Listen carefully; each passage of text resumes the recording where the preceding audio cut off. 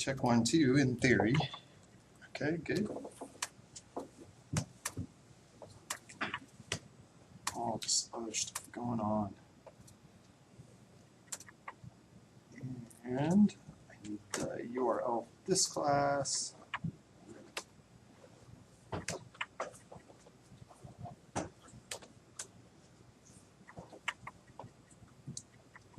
Go. And I know we're picking up the end of last class, but we're doing 1.7, which is organization.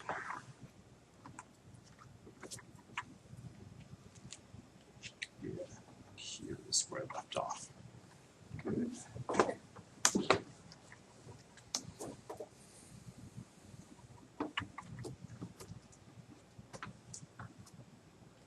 Still recording? It says it's still recording. That's not what I wanted at all. There we go. So, let's keep this up here.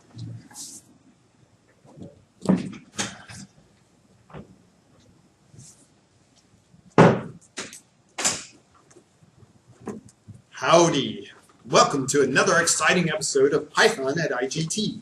As you can see, exactly what has happened is what I predicted, which is people get cold feet and run away because A, you have to do some reading, otherwise you're going to be lost, and B, I go really fast, at least for people who have no computer science experience, which accounts for a bunch of the people who are not here today. So, as usual, I like student-driven curriculum, so your turn.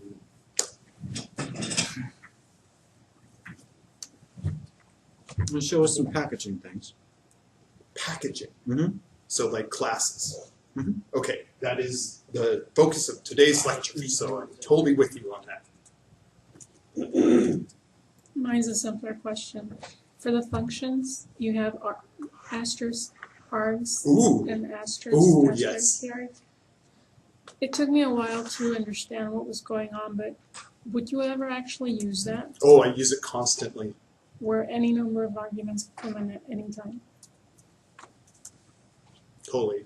So it is used. Oh, it's used extensively, actually, especially when superclassing. I don't know if you know what that means, but if I don't know what arguments are being passed in advance, the only way that I can deal with that is starargs, comma, star keyword args, KWRs. It's the only way I can deal with it. If I'm supering a class, that is, I am causing another function to be added on top of a function inside a class already. I don't know what parameters that function has necessarily. So I use starargs and star keyword args because that way I don't have to worry. I just pass anything that comes in, goes right back out again.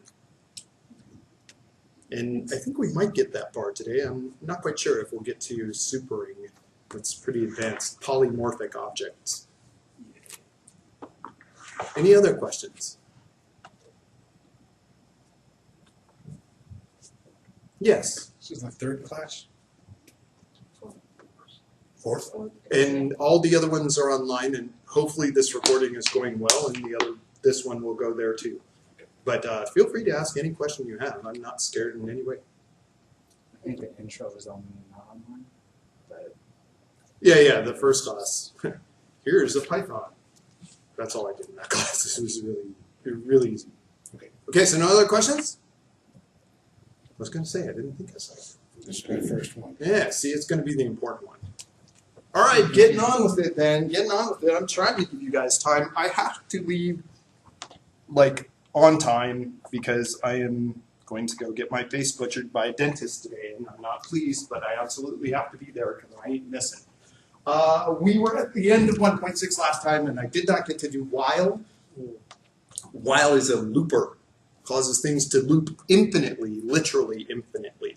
And so we don't want things to loop infinitely. So at the beginning of our while, we put a condition in, and we loop and loop and loop and loop and loop until that condition is false. So I use this a lot. When I'm iterating through a list and looking for a value, start at the top, go until you find it, then stop. That's a really great place for a while loop. He uses some interesting examples here in that he's using a keyboard input, which for me is kind of funky, but there you have it. I could do, here, I'll show you. Just understand what's going on here a bit more closely, and I feel like I told you.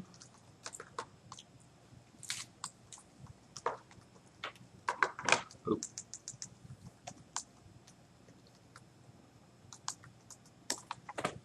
Right? Because it's always true. If I put a false in there, what's going to happen? Nothing. Nothing! Yay, okay. So that could be an if statement, right? So let's make counter equals 0 while counter is greater than 10. Less than 10. Less Okay. what you're gonna add to. Counter plus equals 1. And we're going to do this, which I don't typically do. Right? So, happy birthday. Counter equals counter plus 1. It goes 1, 2, 3, 4, 5, 6, 7, 8, 9, 10. And then it makes it 11, so it loops and it's all like, no! Happiness? So what I just said is slightly wrong. Good. Excellent. At least one person got it. So happiness. While. Super briefly. Is there an equivalent that does the looping afterwards? No. Okay. Don't do that. Bad pattern. Okay. Next question. I've seen it used. I just didn't know if it was one of those. Seen it used by people like me who have been programming 30 years. In the past 5 years, that's become verboten, so we just don't use it anymore. Okay, so try accept. One more question. So on the previous screen, Yeah. did you say less than or equal to, or just less than 10? She caught it too. I knew you Never caught it got to first 11. time around. So it should not print 10, right? It should, because counter is added to after that condition. Oh, okay. So that's why it's printing 10, okay. Good? It also never printed 0.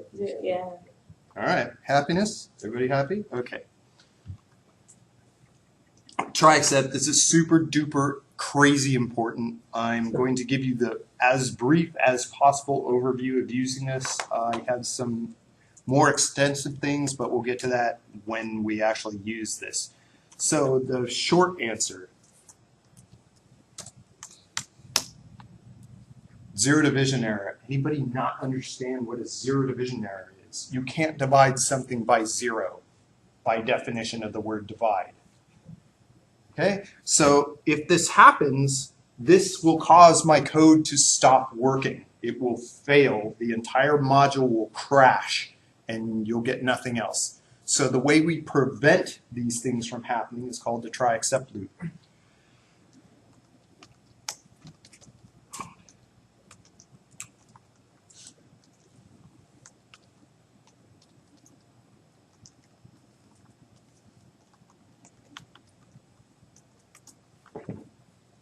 So I no longer get my crash that I showed you moments ago. Here's my crash, right? 1 divided by 0 gives me a zero division error. Here I did a global trap. So try 1 divided by 0 results in some exception, and any exception I print this. So I use this a lot. Pitfalls. Don't put your entire function inside a try except loop. Bad pattern. If I have more than one line in my try except loop, I pause for a long time and make sure what I'm doing actually is in the right place. Most of the time, try except are going to be 1 or 2 lines inside your try. It's just not going to happen. There is an additional finally that goes with this, but that's advanced reading. Please go ahead and read that. Try except. Okay, one final note for pattern-wise, because some of you are going to try and do some more advanced stuff here.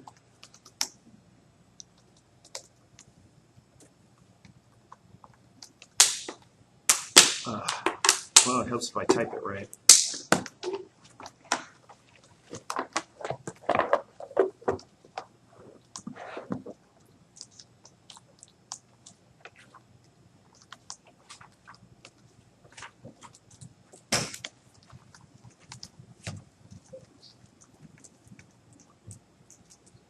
Right, so now if I do something different, and I go, I'm trying to think of a different error I can come up with off the top of my head. I've got one in the example below. Oh, does he? X equals Y. No such file. Oh, okay, that's fine. I don't have either X or Y, so that should work fine. Yeah. Don't you need a semicolon? Oh no. You get me going there, Ben.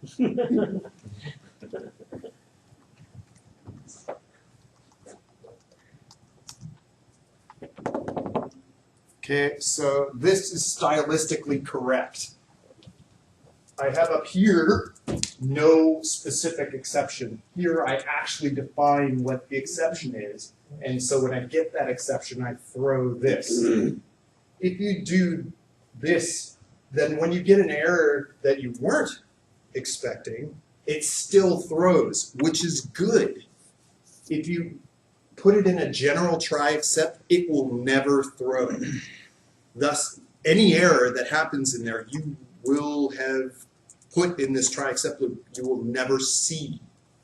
So be very careful what you put in your try except loops. Little complicated questions?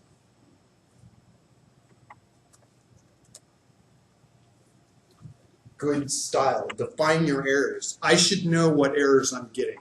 If I don't know what errors I'm expecting, there's something wrong with my equation. I should know what the problems are going to be in advance. Unknown unknowns are your worst enemy, which is why the try except without specific exceptions is bad. Because that would produce unknown unknowns, and you'd have no way of curing them. Done. So like in Eclipse, can you put a breakpoint right after the general accept, and see what kind of errors you're getting? So then you would know what to Well, put. I do know what error I'm getting. That's a Well, let's main say error. it's not as simple. Let's say it's an equation or something. It's not straightforward that you're going to get a zero division error. Can you put a breakpoint and see what the errors are? There are multiple things you can do, including assigning an error value that it returns to you, so you can have a general accept and yet still get the error messages back. And you are looking for import pdb dot set breakpoint. I think that's right. PDB, Python debug. Yes, you can do it in Eclipse, but you can also do it from a command line using Python debug, PDB. Okay. Okay, happiness, try, accept. I use it a lot. How do you get the error message? You said something about you could actually like capture that stuff. That's the trace back and file whatever, I guess. He's saying, how do you output the exception? Yeah, Without Stack crash. trace. right. That's a really good question. And we can actually output the error at this point using logger and actually output it to a log that goes out to a log file. You could export it to a file, print it. There's lots of different ways you can deal with it. I'm a Django fan, right? If you crash Django, it gives you a web page with your entire stack trace. So that's pretty good. Did I answer your question? Not Well, really. I'm just comparing it to ActionScript where they have try catch loops, and you always say catch error, and error is something that you can then say Oh, sure. log error. Yes. Gosh. I think it's as E. My God, I'd have to look it up. Yes, you can. I'm trying to remember the syntax off the top of my head. Here, I'll give it a shot. Maybe it's in the thing below. I don't think he captured it. Yeah, he uses specific issues here. There we go. Yeah, he doesn't deal with it. No, there he does. IO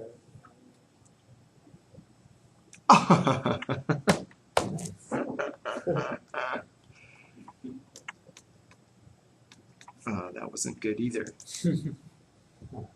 Oh man, look at me. I'm flailing. flailing. was 6-4 try. There we go. Back here, and before I touch anything, and these are the exceptions that we're expecting. It goes into E, which will pass the traceback from these exceptions into this value. You can then print or log or signal or whatever you want this traceback value out. Now there are also ways for you to ask the compiler, hey, what was the last exception that you got? You can get all kinds of information. But I've seen this, and I don't typically do this because if I'm throwing that kind of error, I know what I'm getting. I think I answered your question. The only thing that I could see that you might want to put in on something like that is, at least from again back from ActionScript, if there was like, you tried a go to and stop with some label, but you didn't know what the bad label was, or something like that. If you have an actual error that says you tried to go to label XYZ, but I don't have an XYZ, you can at least find out what label was bad. I understand. I use this most often for dealing with external sources. So if I'm pulling JSON from a site and I decrypt that JSON, I always put that in a try except loop because there's a really good chance that one character off will cause your JSON not to decompile. So that's a really good case for this. But internally, most of the time, I don't use try except. There are some key places that is untrue, and so I'm not afraid to use this. I just use it very carefully. Happiness. Cool. Wake up, wake up, wake up, wake up, wake up. Okay. So now on to good stuff here. So Michael, I noticed that at try except there are a lot of functions that you call. How do you know what exceptions they throw? Through the doc string? You should always declare your exceptions in your doc string. Okay, so there they call it open, and you would have to know that open throws IO error, Mhm. if you have a key error. You have to know that. Any built-in exceptions to your methods or functions should be listed in your doc string. Okay. Very good question. Okay, on to the basics of actual manipulation in Python. I don't know right this second because this is the new generation of kids. I know we don't have some of the true noobs this week. So this is called a function. Good lunch. A function has a name, and a function has arguments and or keyword arguments, which we'll talk about here in a minute. How many arguments can a function have? Fewer. Infinite, right? Now, there are some style limitations to that, and lint will throw if you have a bunch of things in there. Also, it's not a really good pattern to have lots and lots of arguments. If you have lots and lots of arguments, shove them into a dictionary and pass the one argument as a dictionary. Okay, lots of different ways you can deal with that. Anyway, so those are arguments. It doesn't talk about keyword arguments. Yes, it does. So these are keyword arguments. Note the equal sign. It's assigning this value to this argument. So arg1, I can now print arg1, and I would get default 1. Up there, the MSG, this message, would get printed with this variable here, MSG, message. So that's arguments versus keyword arguments. Keyword arguments is really great for passing no value. So I don't have to pass either one of these. If I pass just test default args parent with no additional information, I would get default 1 and default 2. These are default values for these keyword arguments. I'm going to do more of this. I'll demo here in a second. Just bear with me. The thing I do most here is put the word none. Because then my keyword arguments are all initialized when they hit my function, unless I pass in additional information. Now, why I do this most often is if I have a heavy function and I have the result of that, and this function needs that data in order to run. So rather than running that function again, if I already have that information, I pass it in. If I don't, then it's none and it runs that query. So it gives you a really great way to save RAM. Anyway, so I'm going to write a function right now so we can talk about how this flows. So first off, it's called def. Def equals function, depending on what language you all are writing it in. It's probably the word function. In Python, it's the word def.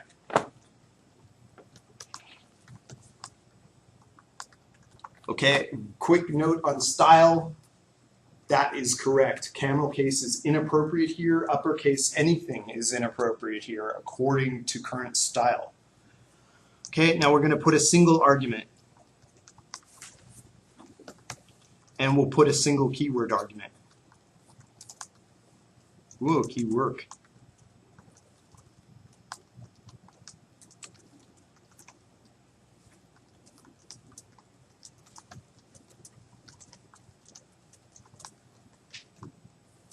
Okay. Make sure that we're all on the same page here. Function, the name of my function. Parentheses around my arguments. This is a standard argument. It's required. If you pass to this function, you have to give this a value. This is a keyword argument. It is optional. If you pass to this function, you do not need to include this, but you could include this if you had that knowledge. Okay, so now, now I'm going to call my name goes here, and we'll put Michael. Okay, now we're going to put a comma here, and we need to put keyword stuff equals, and the result is going to be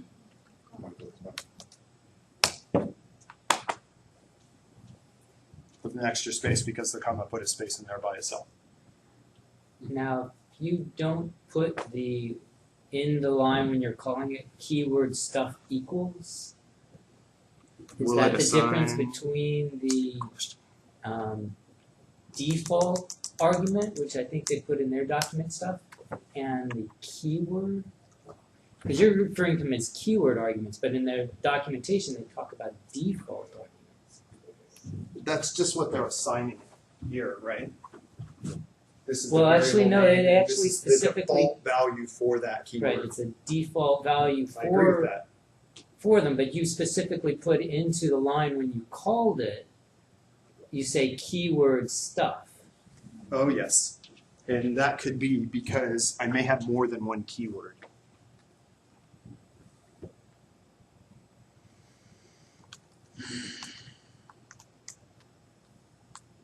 Another quad? Keyword argument. Oh, I get it.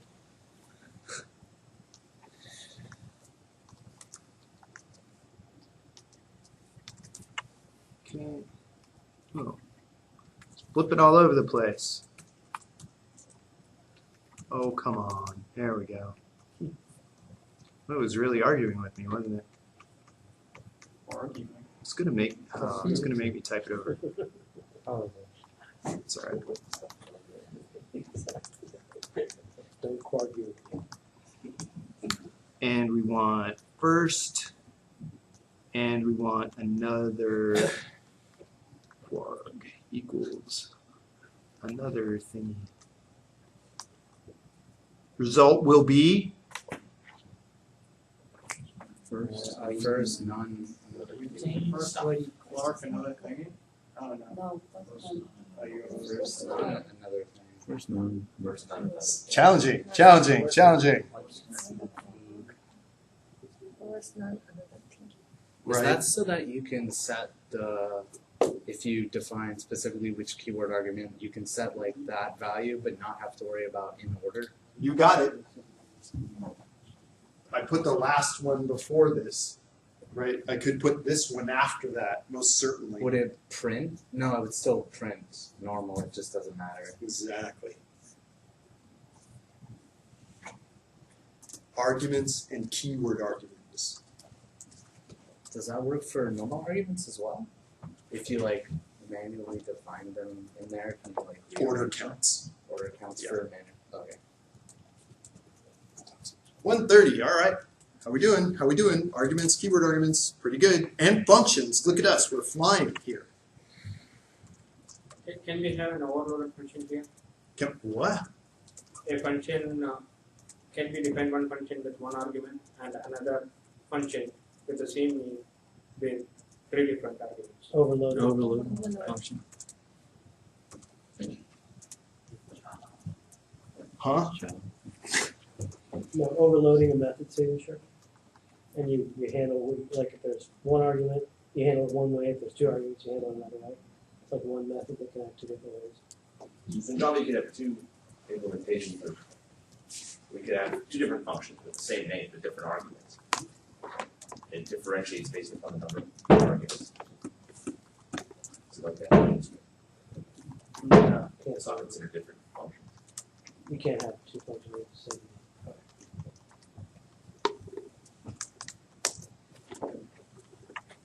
I think that answers your question. No, I'm talking about can we define. Right now you defined a function called required underscore arg, right? Can I define another function With 3 parameters. with 3 parameters? Call the same thing, required args. DEF required underscore No. arg. No. Because this is actually a pointer. So, no. So just overwrites it. Yes. Yeah. It would just put the function in the same place. It does allow you to define it. Just override something. Yeah, it allows you to define it, but it's gonna overwrite it. Which I actually do often. I overwrite functions on purpose. If I don't want to overwrite something, I super and do it that way. We may get that far along. Functions, arguments, keyword arguments, happiness. Okay. So, yeah. Their use of default sucks. And yes, I actually do this quite often as well, which is starargs and star keyword args, which would allow you to send a different number of arguments into a function and test whether that argument was sent or not. So no, it doesn't work like it does in Java. Yes, I have a solution that does exactly what you're looking for. If you do this starargs, you can actually send an infinite number of arguments to that function. So if I have required args and I do starargs, what did I do wrong? Oh, ha! How about death? That might help. What do you think? Required args. And now we'll do 1, 2, and then we'll do 1, 2, 3. So no, you don't define it explicitly, but yes, I can deal with that by using the starargs argument. Is that type tuple? I'm sorry? Is that a tuple? It is a tuple.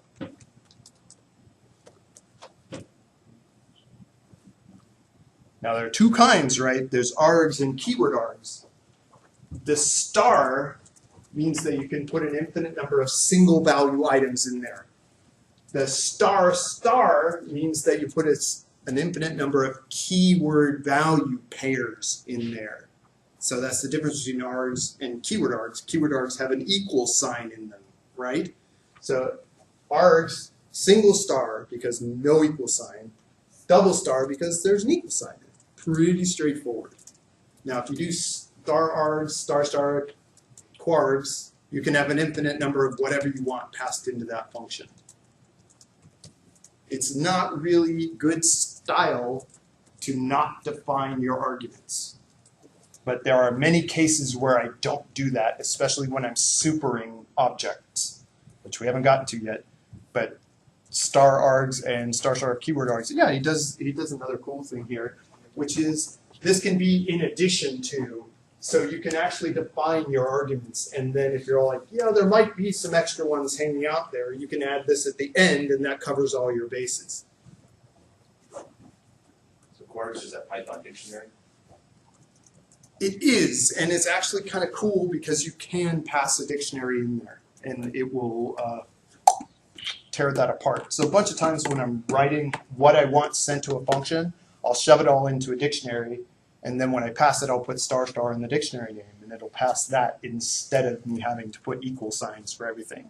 So dictionaries rock, and star. Actually, I can demo star for you really easily.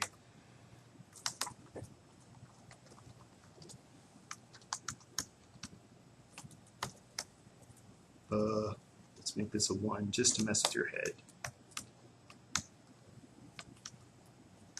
Okay, so test dict, right? And if I go test dict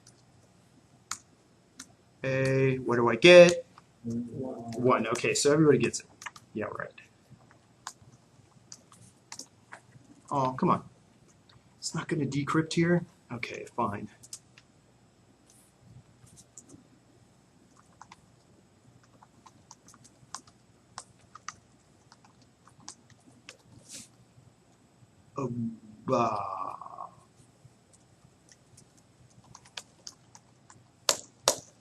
Now decrypt.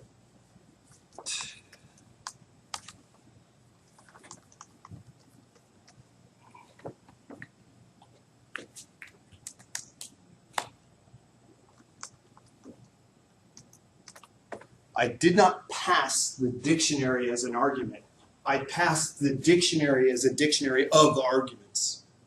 Actually, keyword arguments, right? So I told it to break this into A equals 1, B equals 2, and send that, which it did.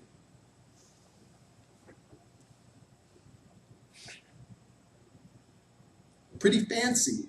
Pretty fancy. I've had to do this. Do the keywords have to be last?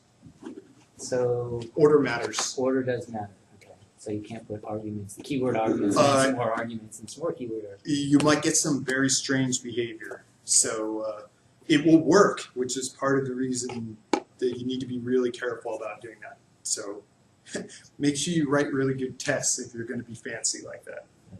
Never mind. Never mind. Okay, happiness. Can you pass in a function as a pointer? Yes, you certainly can. In fact, I did that just moments ago. I made a router, and my router takes input and sends it to 5 different functions depending on what data is passed. And those functions, I just put the name of the function without the parentheses at the end so it doesn't execute, right? It's just the pointer to that function. Wow, you actually got that? Pretty good over here. Look at the big brain on Andy. Okay. Just slightly above in here, they have a separate section before they talk about keywords and they talk about default arguments, but it looks like keyword arguments. I assume that's the same thing. Yes. Exactly the same. Just I hate weird his document. naming. The naming confused you. Yes. Good times? Good time. Excellent. Args and keyword args. Hey, we just did this. What? If you change a value of argument inside a function, will it be reflected outside the function? Ooh, it depends on what it is. Arguments, not the keyword argument.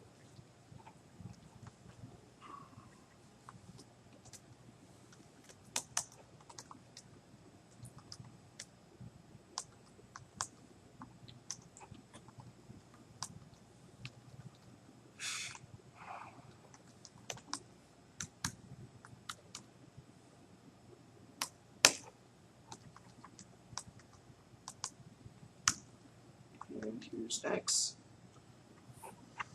What did I do wrong? Parentheses instead of brackets.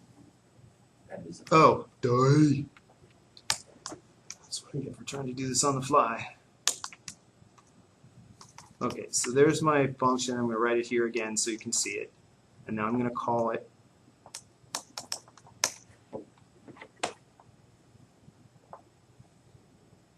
Yeah, because I actually passed it. I didn't write X, so I'll do it again so you can see X. So X equals, right? And now we do our neat little function. Now we call our little function. And the answer of X is A. Right? Because here, I'm passing in this. But in Python, it's actually a pointer, right? So you're actually modifying this object. So you have to be careful because you can do things that you don't expect. So I think I answered your question. For the functions, is there a way to pass a return value? Yeah, absolutely. I'm surprised I haven't dealt with it yet.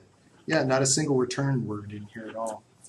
Let's see, where are we going in the next section? That's what I get for not reading ahead. Okay, too far ahead.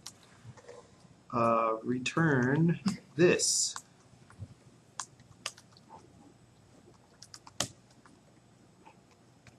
Okay, so now if I type return this, hello, the answer will be hello. So yes, most certainly. And you should always put your returns in your doc string. You should always put your returns in your doc string.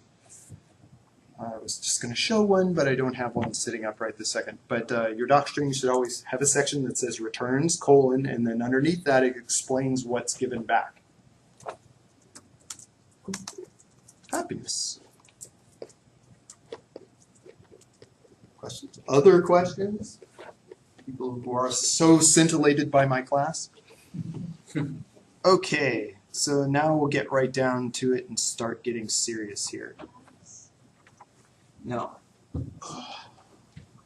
class, this is an old school class. I'm going to teach you not to do this. Class means object. And then you give it a name. Note capitalization, right? Class names are capitalized. First letter of each word is capitalized in class names. If you ever want to know, where do you look? The style guide, right? Always look it up in the style guide. So, def means function, okay.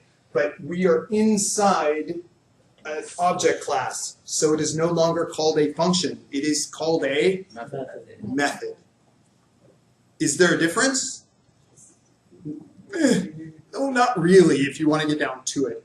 But inside the object, you're always going to be self-referencing. So, therefore, it's a method. Now, we can cause it not to be self-referencing, but we're still going to call it a method because it's inside an object. So, let's talk about objects a bit, shall we?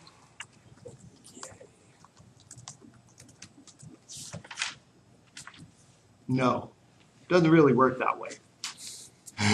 Now we can.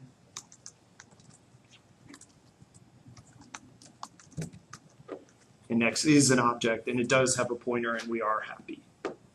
But most of the time, we don't deal with objects as raw wrappers. Most of the time, we deal with an object as a class.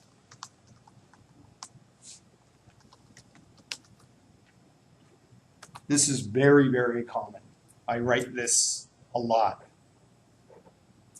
saying, I want to make an object out in space. So I say class.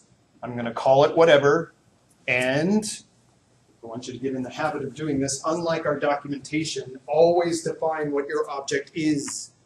Don't leave this out. Does that work? Yes. Should you do it? No. Why? Leaving this out is old. It's from Python 0.9 or something. As of Python 1 point something that I'd have to look up, we now use new style classes, which have a bunch of additional information and allow polymorphism and things like that, stacking objects. So always define what your object is, even if it's just an object. What did you mean earlier when you said it was self-referencing? The word self, which I will cover in 2 seconds. Okay, so I'm going to define a method inside this class. Now, when you're saying that it's object, you're using lowercase o for object. Yes. But normally you're saying classes are defined as uppercase. The name. Okay, so... Object is a type. Okay. Good? Happiness. Okay, so first off, let's put an attribute inside this object.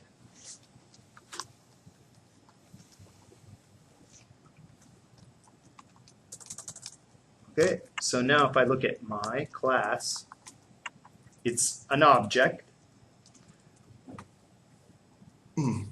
Now, if I want to play with this object, I actually have to instantiate it.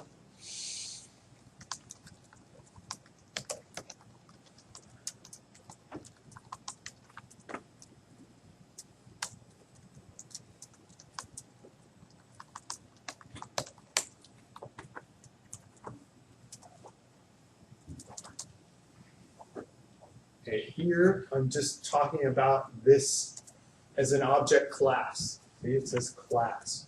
Now here I've taken that class and instantiated it, caused one of these to exist.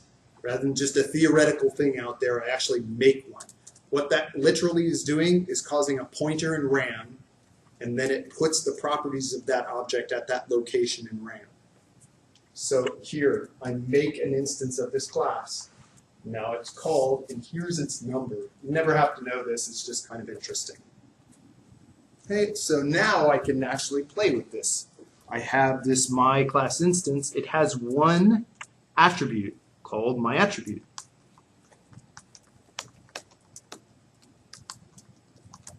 The result of this will be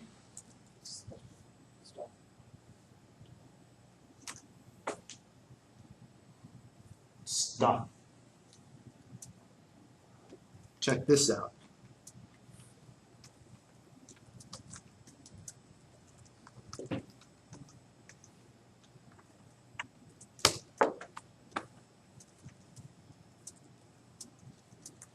So stop originally, right? Stop. I instantiated it, and then I changed that attribute to be hello. Now, that attribute is now hello. But only in that one instance. Hello. However, there are some other things you need to know eventually when dealing with that, in that the base class can be modified on the fly, so you need to make sure what you're modifying when you modify an attribute. So if you modify the base class on the fly, does it change the All attribute in instances of that it class. simultaneously? That's pretty cool. It is kind of cool. It's not something I have done in production, but it is kind of good to know. Okay, so attributes. You can have an infinite number of attributes on an object. An attribute is simply a pointer within that object to any type. Okay, happiness? Happiness. I hope happiness. Okay, Public so versus private? that's simply putting an underscore in front of it or not. And private at that point, all that means is that when you look up the functions available to you on that class, you don't see things with an underscore in front of them. Does that make them truly private, or does it? Are you still? Can you still access them? Yes, you can, but Oh, you'll that's get private. you'll get a style issue and stuff like that. So not something you should do. Or But I do that in testing a lot. My tests access private all the time, just to make sure that that unit is functioning properly. private versus protected? Beyond the scope of discussion. Okay. So subclasses can probably get rid of. Be super careful and use good design patterns. That would be what I'd say. And we can talk about that more, but one thing at a time. So I dealt with attributes here. In my class, I actually put the attribute in the class itself, and thus it's mutable, so you need to be careful. Here, we instantiate this attribute as part of initializing the object. This is a really good pattern, because if you change the base class, you're not going to change the attributes on all the other instances of that class. So this is a really great pattern. I'm giving this class, when it's instantiated, a name attribute.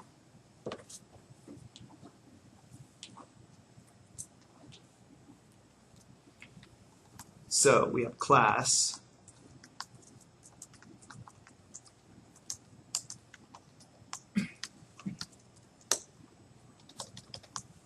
Def. So this is a method. I'm going to use a special method.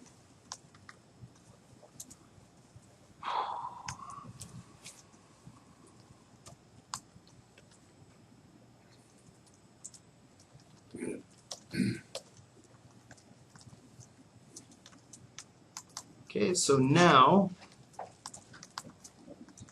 I'm going to instantiate my class, at least I hope I do, and it says, you're missing something, which it's right, I am.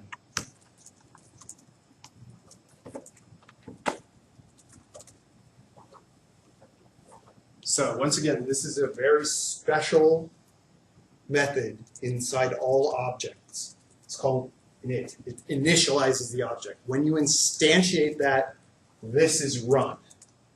So in this case, when I instantiated this, I had it print the argument that was passed.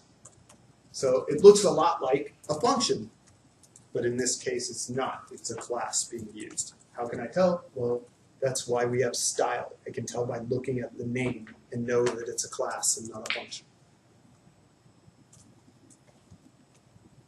More to come. Questions? 5 minutes. Oh boy. Okay, so flying right along, I'm going to use this example for the sake of time. So here is that init that we just did. The word self refers to my instance. So when where do I instantiate? Here I instantiate here. So this self is the same as this object one. I hate his naming, but it was a good book. So this object one is the same as this self and or this self. I'm talking about my instance. That's really important. Okay, so self-reflecting. Okay, so now I say when I initiate myself, I should have this argument name. It does, and I want to change that argument into an attribute. So I assign name to myself. So now if I was to say object1.name, it would be whatever I passed in. In this case, it would be apricot. Happy? Okay, so we have this show, print, basic, name. So we already did this. I'm so happy you know how this works. And we're going to use self.name, which we set in our initialization routine. So we instantiate here.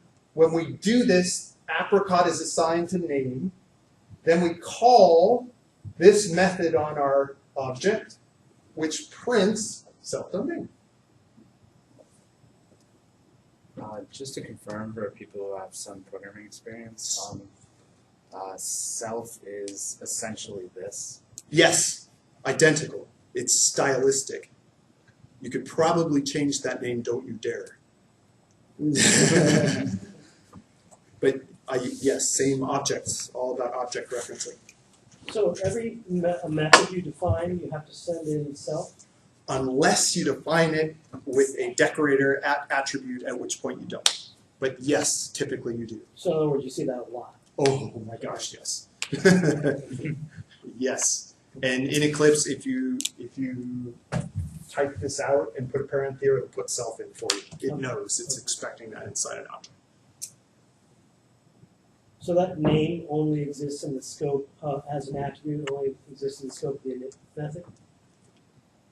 Negative. As a, Its instance now has that well, attribute. because you did self.name. I'm saying if the name as a parameter only exists in the scope of that. Correct. And only attach the things you want, because everything you attach increases your object size. Okay. So if you were just going to print name there, you wouldn't make it an attribute. Yeah, I would probably actually move this into my init. Actually, I probably wouldn't use an object at all, but you get what I'm saying. Right.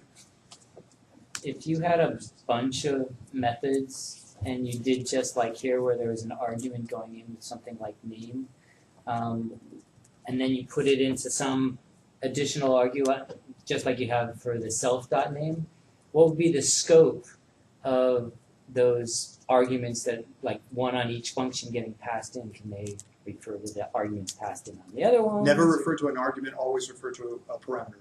So self.name is available to all methods within this object. Okay. Versus the name argument here is only available to the init function. Same question. Oh, I'm not helping, I can tell. Seems like that could be a little confusing from a standpoint if I've got all these functions and they're basically listing self got this, self got that kind of scattered through a bunch of different functions Yep. to know what the properties that you have are. Correct. The correct answer is your docstring for your class should define all of your attributes explicitly. So there should never be a question, ever, as far as what attributes are available on the class. Not because programmatically it's there, but because you, as an outstanding engineer, put it in your docstring.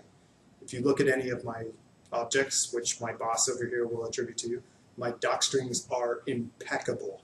And they definitely clearly list every attribute. In fact, they list all public methods as well. Private methods, no, but public methods, yes, because the docstring matters. When I instantiate it, then when I mouse over, I see all the attributes there, what their type is, what they're used for, what the returns of methods are, all from that one mouse over, and or if you create a general doc from it. So we're getting down to it. This is probably about as far as we're going to get. So if you have other questions, now's a really great time. Okay, one more question. Yeah, let's not deal with inheritance today. I'll If you just tackle that refer next time. to name, you would be referring to something outside of that class if you didn't do self.name? Let's say outside the init method? If I took the self dot off of Right. this would error. Except if name existed outside the scope of this method, right? If I take this off, this will error. Okay, He's saying if you declare name above the class, Right. it would be in scope. that's what Probably not a good design, but right? Oh, if I put name, Above, declared above the okay, class. Yeah. yes. However, if I modify that class, that parameter attribute will change on further instantiations of that. So you've got to be really careful when doing that. No, I get it. I'm just wondering why. It's fantastic that Python works that way, and when you get into more advanced programming, wow, that's really great. However, for noobs and basics, yeah, it's a little dangerous. So this is way more safe, really safe.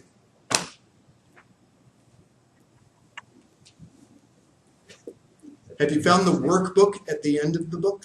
The last chapter of the book is a workbook that has all kinds of questions and problems to solve and all of that kind of stuff. Nobody's asked me any questions from that, so I assume nobody's bothered to look. So I'm telling you, go look. You now have enough information that you could actually write some Python code. So between this class and the next class, write some Python code. I'm going to look and see what our next class is supposed to be. I have to do inheritance next time. I understand. Let's see, where is it? Oh, yeah. Do your homework. Next time it gets serious. Next time we start talking about unit testing, which is, that's my specialty. It's what I am the best at. So yeah, it's going to get really intense next time around. So make sure you spend some time. Thanks for coming. Yay! Yeah, thanks. Did it record? Oh, it's still recording.